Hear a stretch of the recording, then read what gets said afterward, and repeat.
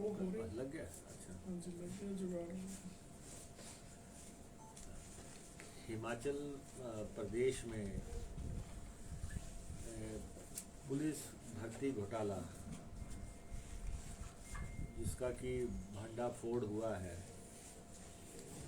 और हमने कल भी इस पे प्रेस कॉन्फ्रेंस की थी, और आज भी उसी मुद्दे पे आखिर सवाल उठता है कि हिमाचल प्रदेश में जो पुलिस की भर्ती हुई, जो 74,000 युवाओं ने पर्चा दिया, इन बेरोजगारों का 74,000 बेरोजगारों का गुनाहगार कौन है? क्या ये हिमाचल पुलिस में बैठा कोई व्यक्ति है, या सत्ता का कोई सौदागर है, या सत्ता का कोई मठाधीश जो है जिसने ये जो है कार्य अंजाम दिया? और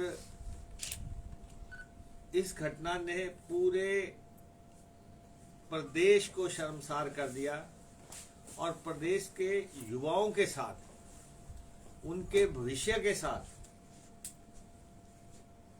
खिलवाड़ हुआ है। हमने कल कहा था कि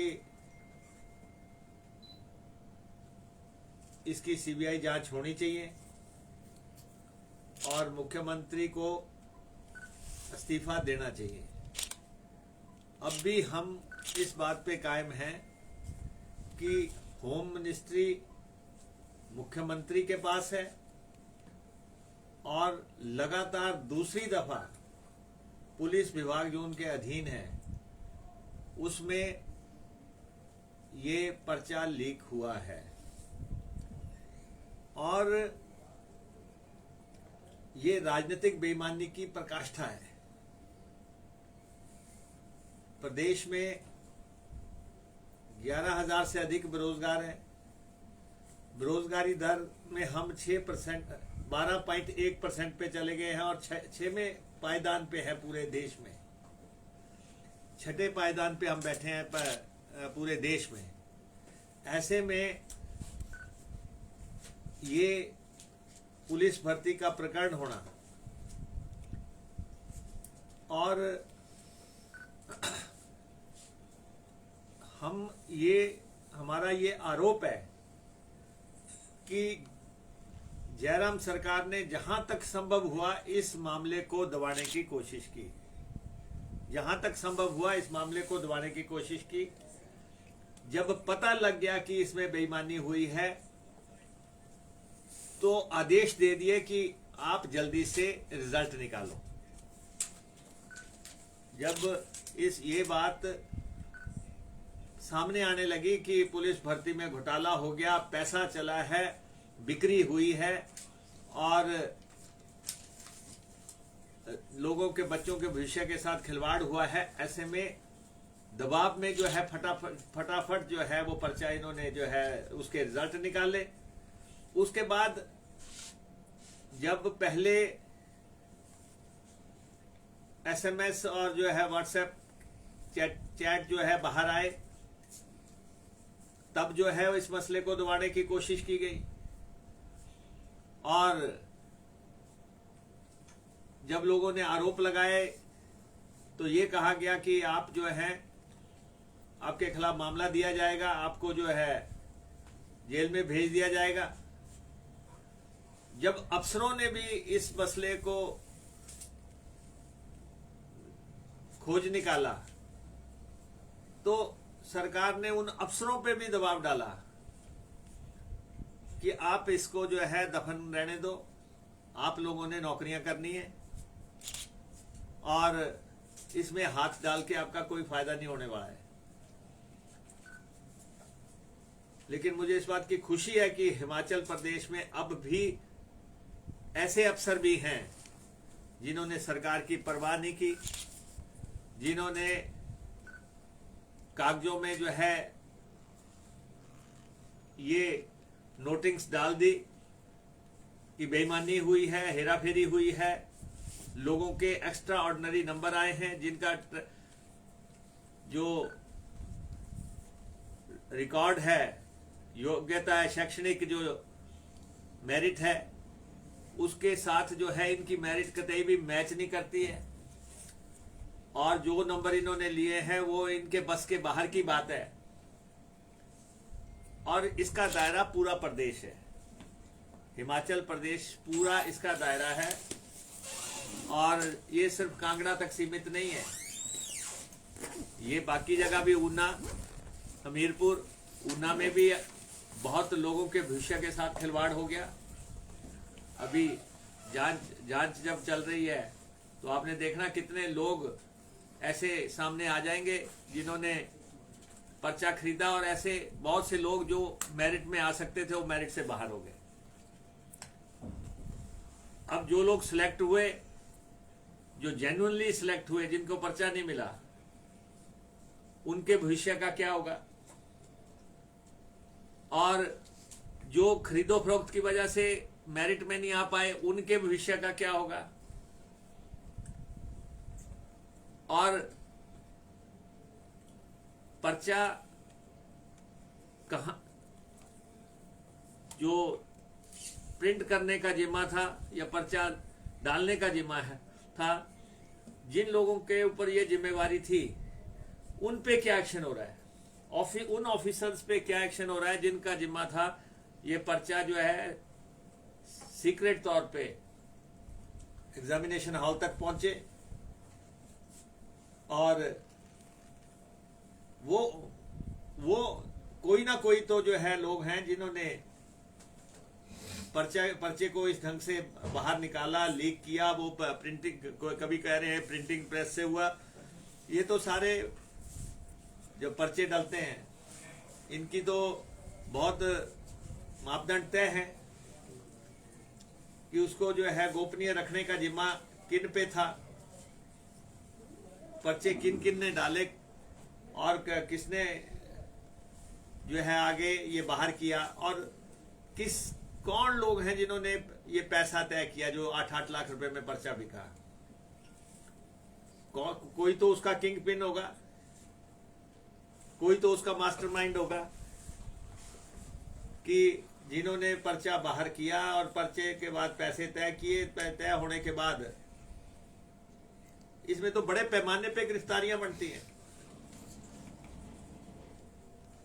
बड़े पैमाने पे गिरफ्तारियां बनती हैं, और इससे तो हड़कंप मच जाना चाहिए था। अब तक 74,000 बच्चों के भविष्य का सवाल है, 74,000, और अभी तक जो है, वैसे तो हमने कहा था कि इसको सेंट्रल जांच एजेंसी को दो, लेकिन आपने एसआईटी बना दी, जो आपकी आदत है। एसआईटी बना के आपका हमेशा से प्रयास रहा है कि मामले को दफन किया जाए, या 7वीं 8वीं एसआईटी है जयराम जी के समय में।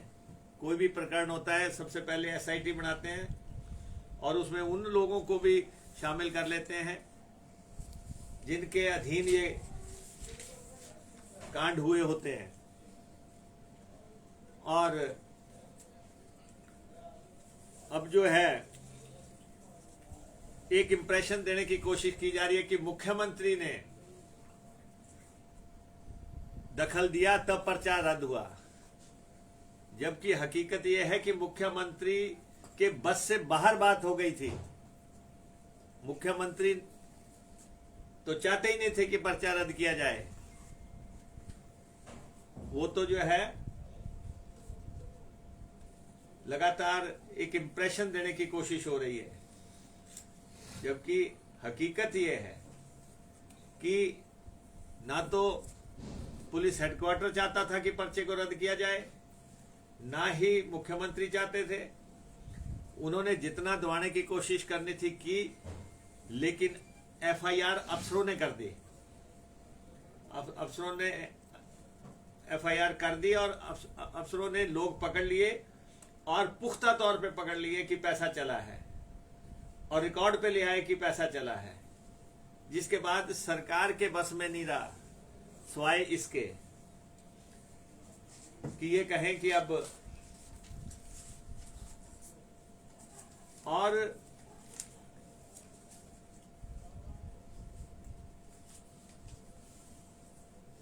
ये सौदेबाजी जो है लगातार हो रही है जयराम सरकार के समय में, ये पहला मौका नहीं है। पिछली दफा भी जो है पुलिस की 2020 की भर्ती में पैसा चला, और जो है जब प्रोर में टेस्ट हुआ था उसमें भी जो है उसके किंग पिन सामने आए। रेस्ट हाउस एक मंत्री के नाम पे था, दलाल जिसमें ठहरे हुए थे, और पैसा भी पकड़ा गया, लोग भी पकड़े गए, लेकिन सही जांच लॉजिकल एंड तक नहीं पहुंचाई। 2 साल तक हिमाचल प्रदेश के बेरोजगारों ने जो है भर्ती का इंतजार किया। 2 साल से हिमाचल का बेरोजगार जो है सड़कों पे दौड़े लगाता रहा, ग्राउंडों में दौड़े लगाता रहा। 2 साल तक हिमाचल का बेरोजगार जो है इसमें सफल होने के लिए जो है कोचिंग लेता रहा, और यहां सत्ता के दलालों ने जो है उनके स्वप्नों पे, उनके अरमानों का गला घोंट के रख दिया।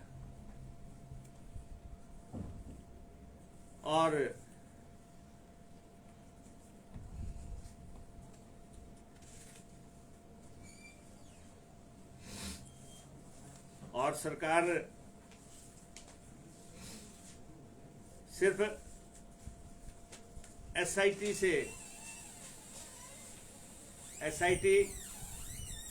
से जो है इसको खुर्द बुर्द करके जो है जल्दी से पर्चा कराने की दौड़ में है कि जल्दी से अगला पर्चा करा दिया जाए ताकि मामला दफन हो जाए। इस परीक्षा पे कितना पैसा लगा और दोबारा परीक्षा होगी उस पे कितना पैसा लगेगा,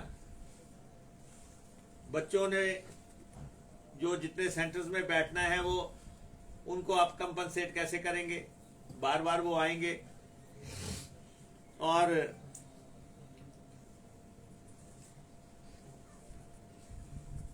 हम सरकार से ये कहना चाहते हैं कि ना तो इस मामले को दफन करने के लिए दबाव डालें और ना ही इस पे पर्दा डालने का प्रयास करें, और प्रेस से हर पहलू शेयर किया जाए। बंदिशें लगाई जा रही हैं कि प्रेस को कोई ब्रीफ नहीं करेगा और कोई जो है बाहर जुबान नहीं खोलेगा। अगर और जितने भी बच्चे जिनको एक्स्ट्रा ऑर्डिनरी मार्क्स मिले हैं इसमें, वो खुलासा जो है कितने लोग हैं पूरे हिमाचल प्रदेश में जो एक्स्ट्रा ऑर्डिनरी मार्क्स लेके आए हैं और जिनका शैक्षणिक रिकॉर्ड जो है मैच नहीं करता है, वो जनता के दरबार में रखा जाए। बहुत बड़ा धोखा जो है हिमाचल प्रदेश के युवाओं के साथ हुआ है।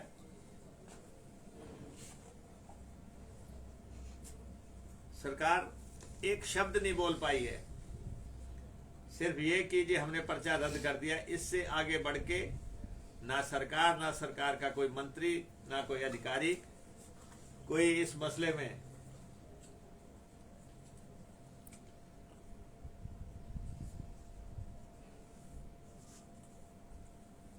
उल्टा प्रदेश के 74,000 बच्चों से खिलवाड़ हो गया। प्रदेश सरकार के मंत्री और पुलिस जो है नाटियां डाल रहे थे। ये ऐसी स्थिति हिमाचल प्रदेश में पैदा हो गई कि दो पुलिस भर्तियां, दोनों विवादित, दोनों में लीक करने वाले लोग जो हैं इस प्रदेश में, उनको सत्ता का संरक्षण प्राप्त है। पेपर जो हासिल कर रहे हैं उनको सत्ता का संरक्षण प्राप्त है, अदरवाइज हर पर्चा लीक नहीं हो सकता। ये एक गैंग हो गई है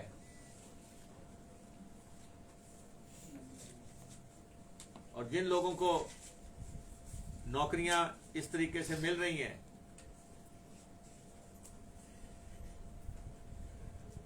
हेराफेरी के द्वारा पर्चा पहले हासिल करके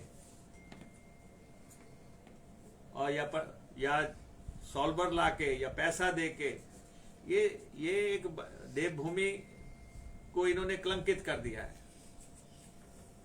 और इस सरकार को सत्ता में रहने का मॉरल राइट नहीं रहा है। और ये नहीं है कि एक ही पुलिस का बिका। इससे पहले JOIT का 20,000 बच्चों का मसला था। लगातार लीकेज, हर डिपार्टमेंट में लीकेज, और हर जगह जो है भाजपा से जुड़े हुए चेहरे जो है सिलेक्ट।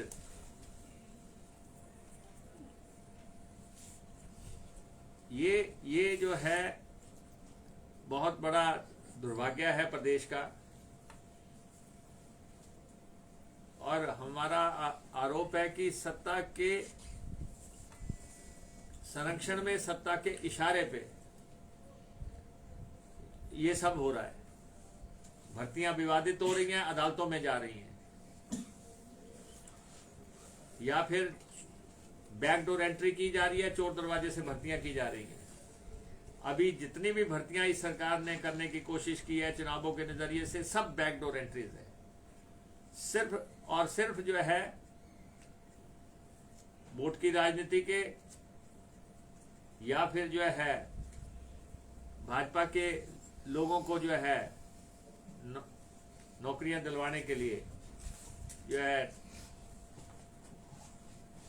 ये तौर तरीके अपनाए गए हैं। तो हम तो सरकार से ये कह देना चाहते हैं, ये बहुत बड़ा विस्फोट होगा और इसमें जयराम सरकार डूब जाएगी। सरकार को ले डूबेगा ये मसला। चाहे ये हमें, मैं देख रहा था मुख्यमंत्री जी अपने स्पीच में ये कह रहे थे कि एक व्यक्ति हमारी तरफ इशारा करके कि उनको बहुत नुकसान हो चुका है। मैं विधायक दल का नेता कल भी था, आज भी था। आपके बावजूद आप लगातार स्वप्न देखते रहे हटाने के, लेकिन मैं आज भी कायम हूं। आप अपनी कुर्सी की परवाह करें। जो इस पुलिस भर्ती की लपटें आपको ले डूबेंगी, ये मैं स्पष्ट तौर पे कह देना चाहता हूं। इसका दायरा पूरा प्रदेश है। ये जो है हर जिले के बच्चों के साथ धोखा हुआ है। ऊना जिला के बच्चों के साथ धोखा हुआ है। यहां भी दायरे में आ रहे हैं। आप देखना किस ढंग से अगले 48 घंटे बड़े सेंसिटिव है, आपके सामने आ जाएंगे। और जो अंदर खाते एक प्रयास हमें मालूम है कि चल रहा है कि किसी ढंग से सरकार और पुलिस को बचाओ। सिर्फ एक ही ये प्रयास चल रहा है।